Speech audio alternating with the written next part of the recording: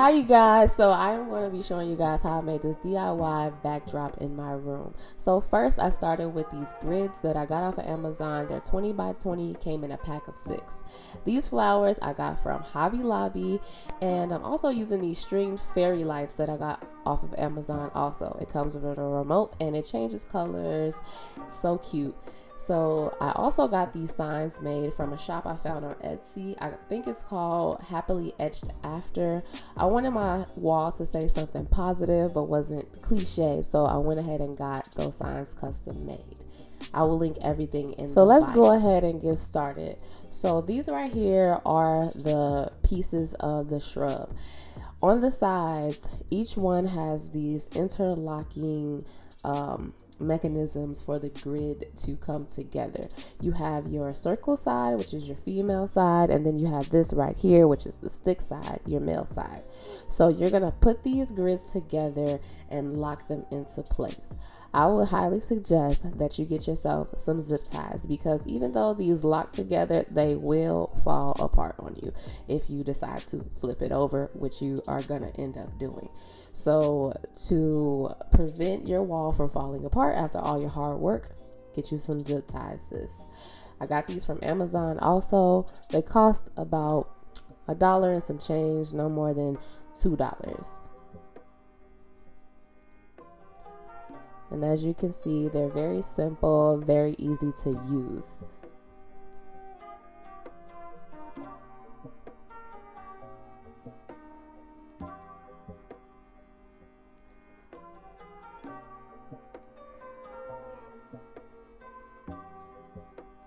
So after you zip tied everything, you could just go ahead and take yourself some scissors and cut off all of the excess string so that that is out of your way, and it'll be easy to hang up your grid.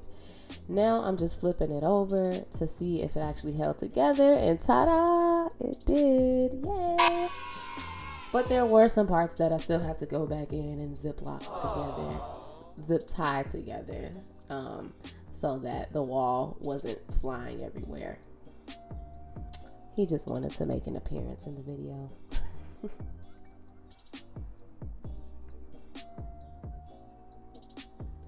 So I'm going to be hanging my shrub wall up using command strips. Command strips are usually my go-to to hang up anything. I don't like dealing with the staple gun or the nails because I'm not really trying to mess up the walls.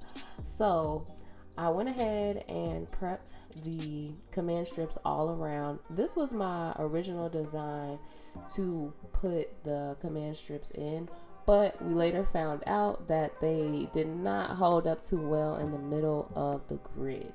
They just kept falling off. I have no idea why.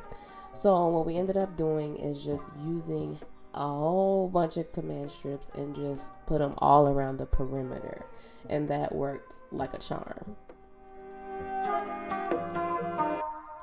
So here we are with our blank canvas. It's all held together, all locked in, all zip tied, all snatched and looking good and ready to be designed.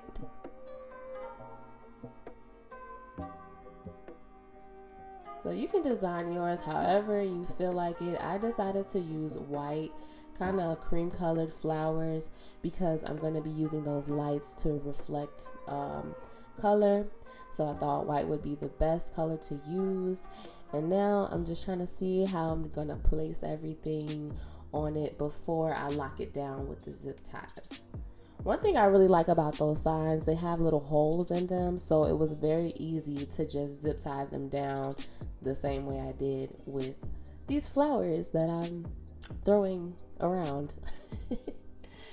This is the box that the lights came in. Out of the box, this is what they look like. It's 33 feet, and it came on this little cardboard reel, which made it really easy to string into the shrubs. And also, as you can see, the wire is very bendable, so you can shape it however you want, and it won't fall. So this is what it started to look like once I got the lights going. And I'm going to show you how I stabilize the lights in the grids. So in order to make the design, I didn't really have a design in mind. I just randomly put the lights in. But to hold them down, what I did was take a piece of shrub off, as you can see here, pop it out. And then inside, there's a male piece sticking up. So what you want to do is take your light and you split the wire into two. Take that wire and you wrap it around your male part. If you guys can see that. Sorry for the janky footage. So then you take that little piece that you popped off earlier and you push it back on your male part, and that way your wire is secure and it will not come out. And then I just did this for every like 5 or 6 lights. I didn't do it for every light. That would have took forever to finish. And I ain't had time for all that. So this is a couple days later. I went ahead and cut my flowers and put them on the places of the shrubs that I wanted them to sit in. So this is one of my bigger flowers. I cut the stems off, and at the end, as you can see, they bend. So these were very easy to apply. I just stuck the stem through the grid and twisted it around. And I did that for all the big flowers.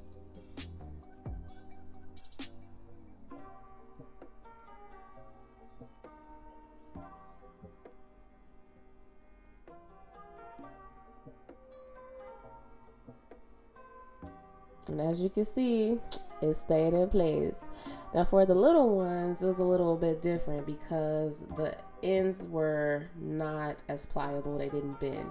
So what I did was take, you guessed it, the zip ties, and I just interlocked them with the grid the same way we locked the grids together, and zip tied it down, cut off the excess, and my little flowers stayed in place.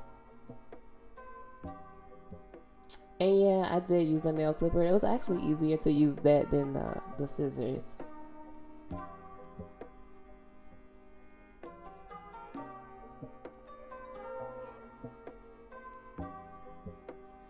And then I just went ahead and did that for all the flowers and the signs. The signs, I just went ahead and zip tied them down, spaced them out, and it came together.